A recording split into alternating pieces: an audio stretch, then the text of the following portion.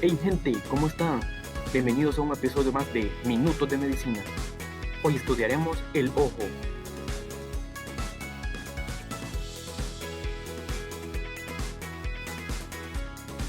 Hoy estudiaremos el ojo y sus células, el mantenimiento de la retina para su buen funcionamiento. ¿Recuerdas a las células del epitelio pigmentario de la retina? Son las células que forman la capa número 1 de las capas de la retina. Si recuerdas, son células con múltiples microvellosidades y que también contienen los espacios que sirven para el anclaje de los segmentos externos de los conos y los bastones. Colinda con la membrana de Bruch, luego sigue la capa coriocapilar y finalmente la esclerótica. Si recuerdas, la membrana de Bruch junto con la capa coriocapilar forman juntos la capa coroides. El epitelio pigmentario son células que poseen 4 funciones principales y todas son para el beneficio de los conos y los bastones. Veamos cuáles son. La primera funciona como un medio de refracción accesorio.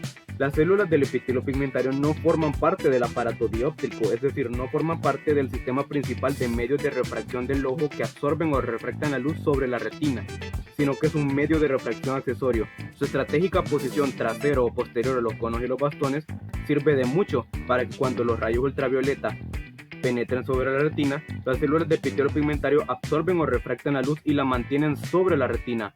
No permiten que se escape, es decir, evitan su reflexión. Esto se debe a que las células del epitelio pigmentario poseen una gran cantidad de gránulos de melanina dentro de su citoplasma. Y si recuerdas, la melanina es una sustancia que absorbe los rayos ultravioleta de la luz del sol.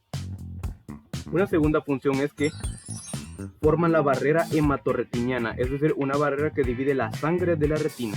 Si recuerdas, la capa coriocapilar posee las arterias que irrigan con nutrientes y sangre a las capas número 1 a las 5 de la retina. Las células del epitelio pigmentario forman una barrera. Esta barrera es formada ya que entre las células del epitelio pigmentario el espacio intercelular es muy estrecho, es muy corto. No es el típico espacio intercelular que se encuentra en células típicas como esta, que es un espacio intercelular amplio, sino que este es un espacio intercelular muy estrecho. Esta barrera es semejante a la barrera hematoencefálica, una famosa barrera que divide la sangre del cerebro. La función de estas barreras, tanto en la hematorretiniana como en la hematoencefálica, es que su unión tan estrecha entre las células impide que no todas las sustancias que llegan con la sangre entren a ellas. Por ejemplo, esto sirve para evitar que agentes nocivos como fármacos tóxicos o otras sustancias tóxicas e incluso microorganismos puedan entrar, ya que el espacio es tan corto que no todas las sustancias que llegan a la sangre van a cruzar. Esto sirve para proteger estructuras tan importantes como son el cerebro y en este caso la retina. Para entender la tercera función del epitelio pigmentario es necesario recordar el ciclo de la fisiología de la visión. ¿Recuerdas el primer paso del procesamiento visual? Que era una reacción fotoquímica llamada blanqueo, que consistía cuando el rayo de luz ultravioleta entraba en el segmento externo y alteraba el pigmento visual. Lo que hacía el rayo de luz era separar al cromóforo de la opsina. El cromóforo o ánsesis retinal luego salía flotando por el segmento externo, pero luego este entra en el epitelio pigmentario. Otra cosa muy importante es que el rayo ultravioleta no solo lo separó de la opsina al ánsesis retinal, sino que también le cambió su estructura química. Cambiamos su forma ahora, ya que el rayo ultravioleta cambió su estructura química a otra. Ahora el ánsesis retinal se llama todo transretinal, con una estructura química muy diferente. El todo transretinal recién formado, entra en el epitelio pigmentario, ya que aquí será procesado nuevamente.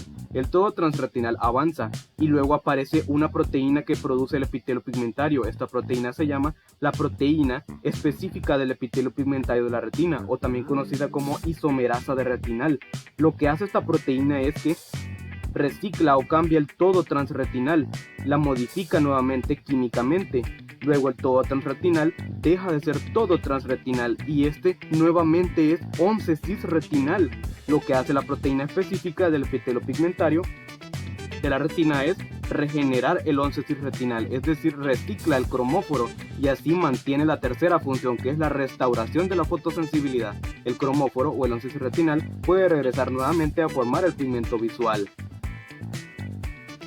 Hay algo muy importante sobre la reacción del blanqueo. Cuando el blanqueo ocurre, el cromóforo, el 11-cis-retinal, sale flotando por el segmento externo, pero la opsina queda libre. Por otro lado, tenemos unas proteínas importantes en el disco membranoso. Una de ellas es la transducina. La transducina es un tipo de proteína G. Las proteínas G son un tipo de proteínas abundantes e importantes en nuestro cuerpo que tienen varias subunidades o partes, entre ellas la subunidad alfa, la subunidad beta y la subunidad gamma. También tenemos una enzima en el disco membranoso llamada fosfodiesterasa, que es una enzima especializada en la degradación o eliminación de nucleótidos. Si recuerdas, en la membrana del fotorreceptor también hay una enzima llamada guanilciclasa, que constantemente producía el nucleótido GMP cíclico. También habían canales de sodio y canales de potasio. Si recuerdas, el GMP cíclico lo que hacía era activar al conducto de sodio, que solo se activa por GMP cíclico. Lo abría y dejaba pasar sodio hacia adentro de la célula, produciendo un voltaje positivo y cambiando de negativo a positivo, produciendo la despolarización del cono o el bastón, que si recuerdas causaba la exocitosis o liberación del glutamato por toda la vía óptica hasta llegar al cerebro. Ahora, este estado despolarizado debe corregirse y se corrige así. Luego de que el blanqueo sucede, la opsina queda libre, la opsina se mueve y activa la transducina. La transducina ahora activada se mueve y su subunidad alfa lo que hace es activar la fosfodiesterasa. La subunidad alfa lo que hace es activarla por un mecanismo llamado fosforilación, que consiste en adicionar grupos fosfato a la enzima para activarla. La fosfodiesterasa activada va donde el GMP cíclico y lo desactiva degradándolo. Una vez degradado, el conducto de sodio se cierra lastimosamente. Ahora, el canal de potasio se abre y el potasio empieza a salir. Ya que los iones positivos están saliendo, poco a poco se reduce el voltaje positivo dentro de la célula y se regresa a un voltaje negativo. A este voltaje y a este proceso se le llama hiperpolarización y es el tercer paso del procesamiento visual. Consiste en repolarizar o volver a poner en reposo al cono o al bastón, volviendo un voltaje negativo. Esto es con el propósito de evitar un exceso de liberación de glutamato por la vía óptica y un exceso de despolarización. Luego lo único que queda es restaurar las concentraciones de los iones sodio y potasio. Y el sodio luego vuelve a salir, ya que normalmente el sodio debe estar muy poco dentro de la célula y más afuera, y el potasio más adentro y menos afuera. Ahora volvamos con el mantenimiento del ciclo visual. Si recuerdas, la proteína específica del epitelio pigmentario de la retina es la que se encargaba de transformar químicamente al todo transretinal, que fue producto del blanqueo, en 11-cis retinal nuevamente, es decir, mantiene el reciclaje del cromóforo o el 11-cis retinal.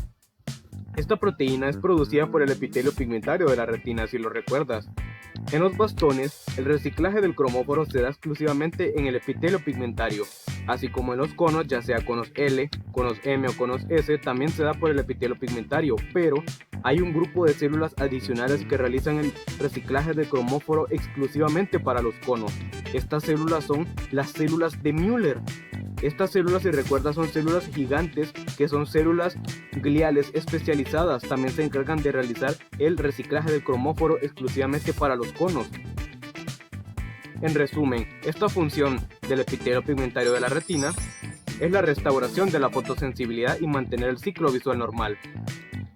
Por otro lado, la proteína específica del epitelio pigmentario está codificada en el cromosoma 1. Por lo que una mutación genética que afecte al gen de esta proteína en el cromosoma 1 puede dar lugar a una extraña y grave enfermedad llamada amaurosis congénita de Leber. Esta amaurosis congénita es una extraña enfermedad que puede causar disminución de la capacidad visual gravemente desde la infancia. El término amaurosis es un término usado en medicina para describir a la ceguera completa. Y hablando de cegueras, existen varios tipos de ceguera. Por ejemplo, la ceguera nocturna. Este tipo de ceguera está causado por esto, una hipovitaminosis A, es decir, un déficit de vitamina A en el organismo. Una persona sana es capaz de ver en bajas condiciones de luz, es decir, en penumbra, en situaciones como el anochecer, el atardecer o un amanecer o incluso un repentino apagón de luz, en el cual hay bajas condiciones de luz. Una persona sana ve normalmente. Una persona con ceguera nocturna no ve casi nada cuando empiezan situaciones como el anochecer o el amanecer, en lo cual hay penumbra, ya que no poseen vitamina A suficiente para ver claramente en la noche. La hipovitaminosis A la causa la ceguera nocturna. Una hipovitaminosis A puede estar presente en personas que llevan dietas muy carnívoras y no hay suficiente alimentación e ingestión de alimentos que contienen altas concentraciones de vitamina A. Por ejemplo, en los vegetales como las zanahorias, papas dulces, brócolis y también algunos lácteos.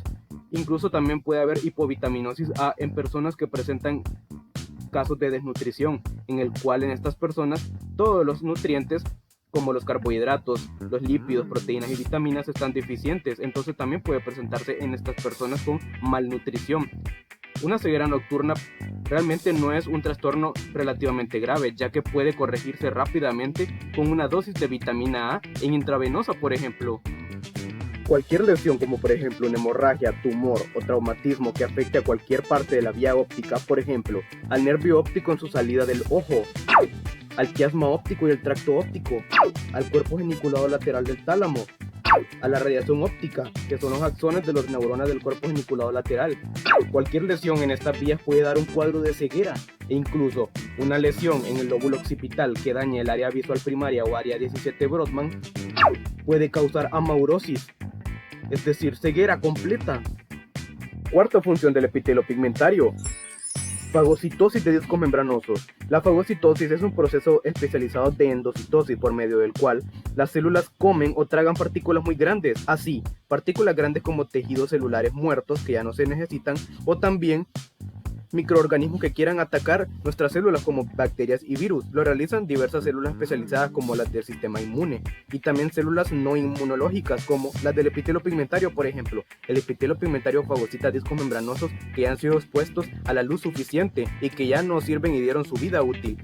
Ocurre así mediante un proceso en el cual primero el disco membranoso se aleja y se sale del segmento externo. Luego, las microvellosidades del epitelio pigmentario se unen entre sí y se fusionan, dejando atrapado al disco membranoso en una vesícula, y luego el disco membranoso es degradado en el citoplasma del epitelio pigmentario. Recordemos que los organelos en todas las células que realizan la eliminación de material o partículas que no se necesitan son los lisosomas. Ahora, en los bastones, este proceso de fagocitosis ocurre todo el tiempo y muy rápido. Se dice que un epitelio pigmentario puede fagocitar 7500 de discos membranosos en los bastones al día. En los conos es un proceso más lento. Por cierto, en las mañanas cuando nos levantamos, luego de haber estado expuesto a un periodo prolongado de inactivación y de sueño, ocurre este proceso, eliminación brusca de discos, en el cual el epitelio pigmentario elimina y fagocita muy rápidamente y fuertemente disco membranoso, ya que viene un periodo de luz, nos despertamos en la mañana, entonces tiene que haber eliminación de discos viejos y dar lugar a discos nuevos. Ahora, una de las enfermedades más famosas sobre el ojo, el desprendimiento de la retina. ¿Cómo ocurre?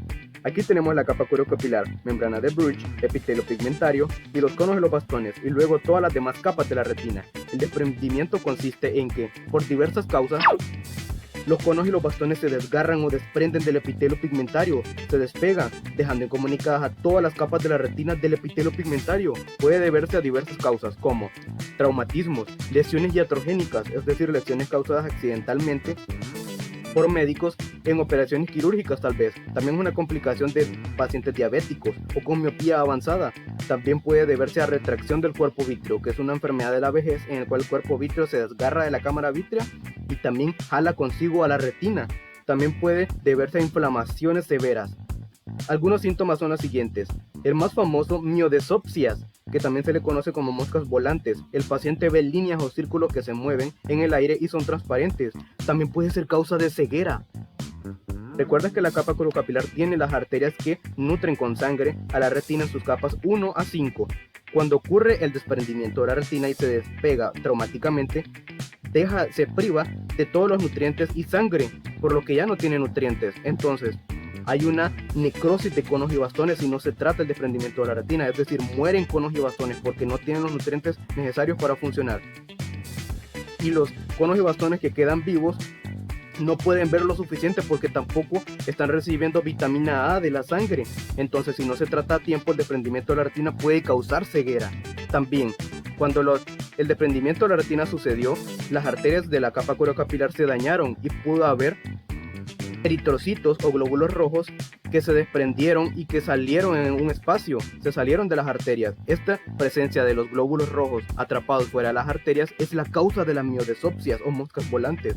Hay otro síntoma conocido como fotopsias, el cual es un destello de luz que las personas ven sin que haya un estímulo visual. Incluso las personas pueden ver este destello de luz con los ojos cerrados. También, por último, en un oftalmoscopio al fondo del ojo se puede ver normalmente así, sano, pero un desprendimiento de retina se ve de esta manera. Se puede ver la capa de la retina desprendida.